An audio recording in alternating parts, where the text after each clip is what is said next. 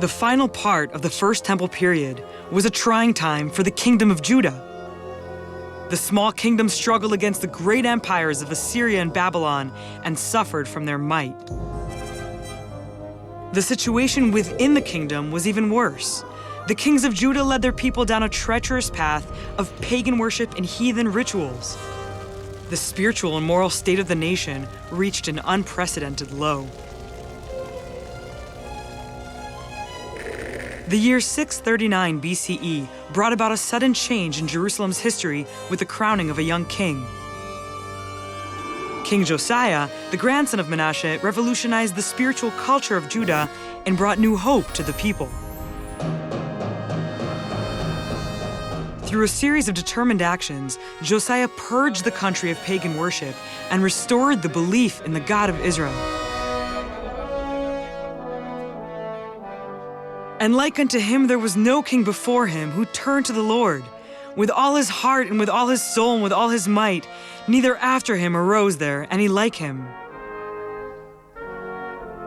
Josiah proclaimed the temple in Jerusalem as the exclusive place for worshiping God and establishing a new regime based on justice and compassion for the weak. With the weakening of the Assyrian Empire, Josiah extended his influence to the territories of the former kingdom of Israel. His kingdom grew large and strong, as in the glorious days of David and Solomon.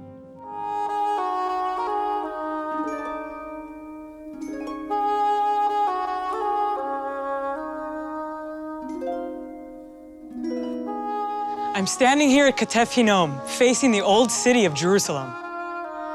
An archaeological excavation conducted here in 1979 opened a window in time back to the turbulent days of King Josiah, when belief in God and in the Torah scriptures played a vital role in the nation's life. In a family burial cave from the First Temple period, archaeologist Professor Gabi Barkai made an extraordinary discovery.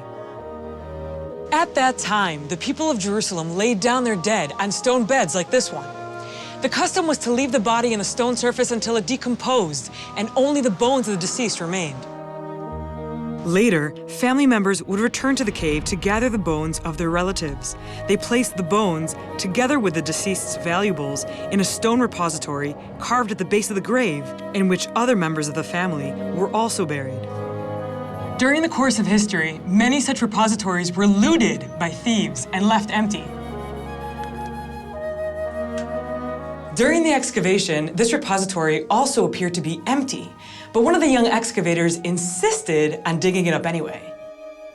As it turned out, an earthquake had apparently caused the roof of the cave to collapse, and the rubble had completely covered the contents of the repository.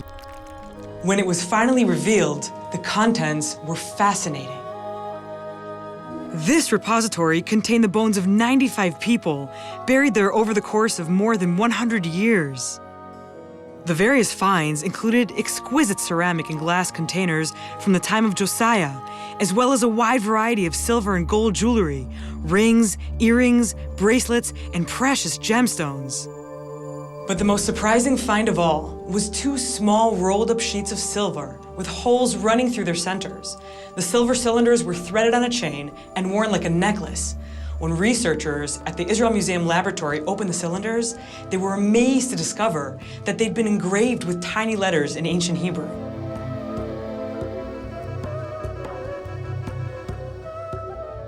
After the discoveries made in 1979, the two tiny silver scrolls discovered right behind me here were transferred to the Israel Museum, where they were opened in the lab. And they were shown to be covered densely with Hebrew, ancient Hebrew characters. The characters showed to be the priestly benediction, or the Birkat Kohanim, which appears in the Bible in the book of Numbers, Sefer Bamidbar, chapter 6, verses 24 and on. The Lord bless thee and keep thee. The Lord make his face shine upon thee and be gracious to thee.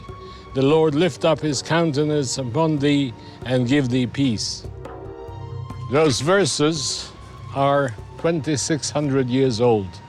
According to the shape of characters, according to the context of the archaeological finds, and they are centuries earlier than the oldest biblical verses which were known until then, being the Dead Sea Scrolls found at Qumran. This was the first time that such objects were ever discovered. It was most probably customary in First Temple period to wear upon the body, on the fingers, on the neck, on the heart, on the wrist, all kinds of written objects with religious texts, very familiar to the tefillin, or the phylacteries, which are known until this very day in Judaism. It would be, of course, interesting to know who was exactly the person who wore upon his body this written object of 2,600 years ago. This discovery of the priestly benediction discovered here closed also a personal circle for me. I was born in the terrible years of Second World War in the ghetto of Budapest, Hungary. In my early days in Hungary, we were used to go to synagogue with my father, and when we came home, my father was used to bless me with the words of the priestly benediction. The Lord bless thee and keep thee. The Lord make his face shine upon thee and be gracious to thee. The Lord lift up his countenance upon thee and give thee peace.